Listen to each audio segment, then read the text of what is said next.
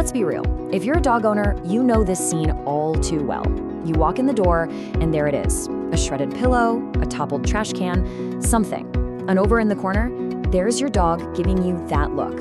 We all call it the guilty look. But what if I told you we've been getting it completely wrong this whole time? Let's dive into what's really going on in that furry little head. I mean, it seems so obvious, right? We're just so sure we know what that look means. We see it, and we immediately project this super complex human emotion of guilt right onto them. But is that what's actually happening? Is it really guilt, or is it something else entirely?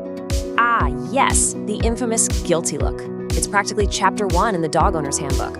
It feels like such a clear admission of guilt, right? An open and shut case. But, you know, behavioral science tells a much more interesting and, honestly, a more touching story. And the signals are just so specific, aren't they? You know exactly what I'm talking about. They won't make eye contact, their head is low, the ears are pinned back flat, and that tail is tucked right between their legs. It's this universal posture, and when we see it, our human brains, well, they leap to one very specific conclusion. Yup, that's it. That's the thought that just pops right into our heads, almost automatically. We see the mess, we see the posture, and boom, we connect the dots. We just assume our dog has this moral compass, that they've been sitting there all afternoon regretting their decision to chew up that brand new shoe. But this is where we completely lose the translation. Okay, so here is the big reveal. What we've been interpreting as guilt all this time is actually a much more primal, much more immediate emotion.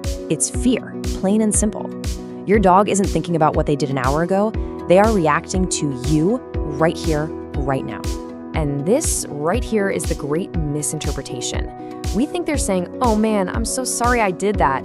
But what they're actually communicating is, "Whoa, I'm scared because you're mad." They see your stiff posture, they hear that change in your voice, and their entire being is just focused on de-escalating the situation. And think about it, this makes so much sense. Dogs are pack animals. For thousands of years, their survival has literally depended on being incredibly tuned in to the social cues of the pack leader. And guess what? That's you. They are masters at reading our body language to keep themselves safe and to keep the peace. In fact, that guilty look can show up even if the dog didn't make the mess, just because they sense you're upset. It's a direct response to your energy, not a confession. So if the guilty look isn't an apology, does that mean dogs just don't say sorry? Oh, no, not at all. In fact, their true apologies are way more active and intentional, and they paint a much richer picture of their emotional lives. So, the scientific term for a real canine apology is an appeasement gesture. And notice the key word there, gesture. This isn't a passive look. It's an active, deliberate behavior. Its entire goal is to reduce tension and mend a social bond. It's your dog basically saying, "Hey, things feel weird between us, let's fix this." So what should you actually be looking for? Well, instead of that fearful, submissive posture, look for these active attempts to reconnect, like a soft nuzzle with their head, or maybe a gentle lean right into your legs. And then there's maybe the most surprising one of all. They might go get their favorite toy and bring it to you. This is just my favorite thing. When your dog brings you a toy in a tense moment, they're not trying to bribe you. It's not a distraction from the mess.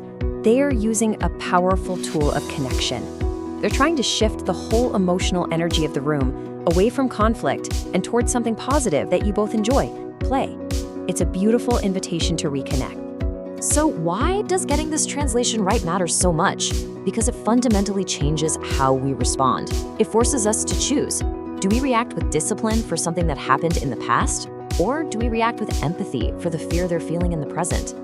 That shift, well, that shift is everything.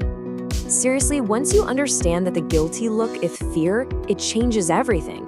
Your response can shift from scolding to reassuring. You start building real trust by acknowledging their fear instead of punishing it. You start communicating on their level, which deepens your bond in ways you can't even imagine. It helps you become the safe, compassionate leader your dog is looking for. So the next time you see that look, or the next time your dog brings you a toy when things are tense, you'll see it completely differently. You're no longer just an owner. You're a translator, someone who holds the key to a much deeper conversation. And that really makes you wonder, doesn't it? Now that you can finally speak their language, what else have they been trying to tell you all along?